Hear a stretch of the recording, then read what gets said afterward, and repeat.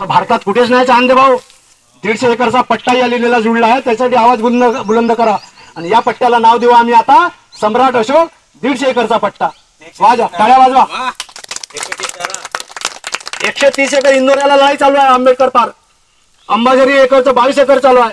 इसासनी 50 acre आणि नवीन आलं 150 acre. हे आपले विषय आहेत. वेळारी विहिरीमध्ये विहार सापडलं नागपूर नाणेवाड्याला. बाप रे बाप, जबरदस्त. तिथली पौर्णिमा होते जानेवारी. डिसेंबरला 50 एकर इसासनी आणि फरवरी पौर्णिमा शाहीर साहेब आले. झाली कमिटी तयार. आजपासून शाहीर साहेब लक्ष देतील आणि उद्या परवा जे करायचं आहे निवेदन ऑफिसला ते जायचं आहे. 50 लोक घुसू आपण. असे कसं नाही, असे आयडेंटिटी कार्ड घालून संघटना दिसली पाहिजे. कारण शिका, संघटित व्हा आणि संघर्ष करा. बुद्ध धम्म संघ याच्या आधारावर आपण काम करतो. काम करण्याची गरज आहे. जेव्हा तुमच्यामधून कोणी अभ्यासक आहेत तर चांदे भाऊ या आणि लढाई कशी पुढे न्यायची. तुम्ही लई वेळ येतात आमच्यासोबत, लई वेळ येतात चांदे भाऊ. तर चांदे साहेब लेणीच्या विषयावर बोलायचं, कडक बोलायचं, ढिले ढाला नाही. सर्वप्रथम आपल्या सर्वांना जय भीम.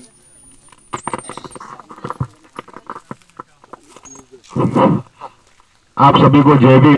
मैं यहाँ पे आया हूँ धर्मेश भाऊ पाटिल इनके माध्यम से. मुझे पता नहीं थी कि यहाँ पे कोई लेनी है इस भुयारी गांव में. तो जैसे मुझे पता चला, मुझे निमंत्रण भेजा गया तो मैं उस तौर पे आया. मैं मेरे दोस्त को लेके आया हूँ.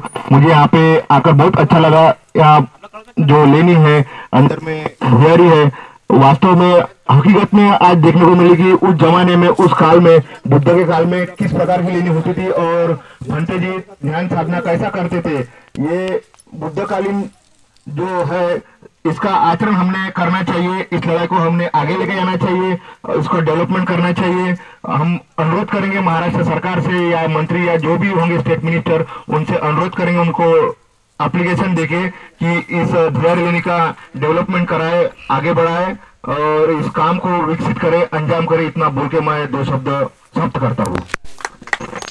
शाहीर साहेब 2010 पासून आमच्या सोबत आहेत. काय काय पापड बोलले आपण या 15 वर्षात. शाहीरजी या. शेंबेकर साहेबांना बोलतो. ते तर बोलतील तुमच्या नंतर. तुम्ही या. पहिले बाहेर कोण? शेंबेकर सर. शेंबेकर सर कुठे आहेत? या सर या. नाही या या या. शुभेच्छा द्या. पौर्णिमा आहे आज, मंगल मैत्री. बोला. तुमचा परिचय पण द्या. सर्वांना सप्रेम जय भीम. मी एक उत्सुकतेपोटी या ठिकाणी आलेलो आहे. आणि उत्सुकता म्हणजे अशी की आमचे खांडेकर सर जे आहे त्यांचं एक मोठं चॅनल आहे. आमचे जे काही व्हॉट्सअप ग्रुपवर जे काही गोष्टी टाकतात तर ते मी पाहत राहतो. त्यातच आज मला असं दिसलं की जंगलामध्ये जे काही लेणी आहे ती लेणी कशी आहे, काय आहे, ती उत्सुकता होती. आणि मी सरांना फोन केला की सर म्हटलं कधी जाणार आहे. तर 2 वाजता जाणार आहे. त्या पद्धतीने मी या ठिकाणी आलो. खरंच योग्य वाटलं. माझा परिचय म्हणजे असा आहे की मी या बाजारगाव केंद्रामध्ये केंद्र प्रमुख आहे, एज्युकेशन डिपार्टमेंट, शिक्षण विभागामध्ये. तर माझ्याकडे 21-22 शाळा आहे. त्या टोलनाक्यापासून झाडपासून तर इकडे बाजारगाव तिथपर्यंत माझ्या प्रिमायसेस आहे. ही एक उत्सुकता आहे. ती उत्सुकता आज पूर्ण झाली. प्रचार आणि प्रसार टिकवून ठेवण्यासाठी बौद्धांच्या लेण्या ह्या आपल्या भारतामध्येच नव्हे तर विदेशामध्ये सुद्धा भरपूर आहेत. पाकिस्तानमध्ये सुद्धा बौद्धांच्या लेण्या आहेत. आपण पाहिलं की पाकिस्तानामध्ये बौद्धांच्या लेण्या काही अतिक्रमण कारवाया करून त्या ढासळण्यात आल्या.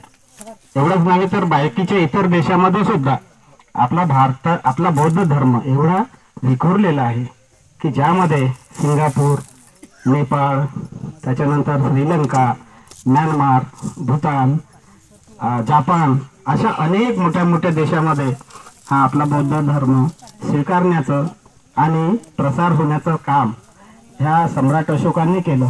एवढंच नव्हे तर सम्राट अशोकांनी आपल्या मुलाला आणि मुलीला बौद्ध धर्म प्रचार आणि प्रसार करण्यासाठी श्रीलंकेला पाठवलं. आणि म्हणूनच त्या श्रीलंकेमध्ये जे सिंहली लोक आहेत ते सिंहली लोक म्हणजे बौद्ध धर्मीय आहेत. आणि त्या ठिकाणी सर्वात मोठा पुतळा हा त्या ठिकाणी स्थापन केलेला आहे.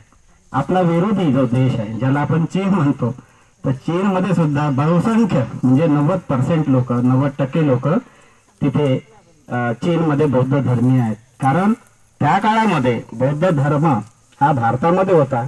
बौद्ध हे या ठिकाणी जन्म झालेला होता. त्या युआन च्वांग यांना भारताचं कसं काय आहे ते पाहण्यासाठी म्हणून त्यांनी चीनवरून कमीत कमी 10-12 वर्ष प्रवास करून आपल्या भारतामध्ये आले. भारतामध्ये आल्यानंतर त्यांनी अभ्यास केला आणि या ठिकाणी असलेले नालंदा सारख्या विद्यापीठामध्ये ते राहिले, शिकले आणि इथून जेवढं काही ज्ञान होतं ते ज्ञान घेऊन पायदळ पुन्हा अजून चीनमध्ये गेले.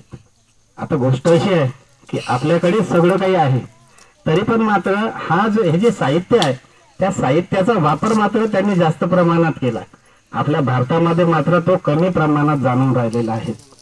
आणि त्या काळामध्येच जे काही आपण पाहतो की त्या काळाला वंश होते, जसं नागवंशीय आणि इतर काही गोत्र होते.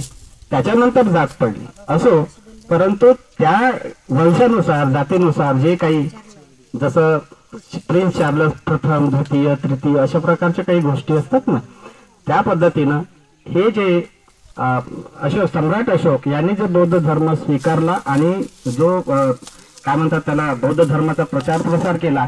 आपला भारतमय बौद्ध त्या काळात होता, परंतु त्या काळामध्ये सुद्धा बरेच लोकांनी आपल्या ह्या बौद्धांवरती अन्याय आणि अत्याचार केले. तो अन्याय होता. मी या ठिकाणी परिसर पाहतोय, हा परिसर 150 एकरचा आहे असं साहेबांनी सांगितलं. तो संरक्षित आहे आणि रेकॉर्डवर सुद्धा आहे.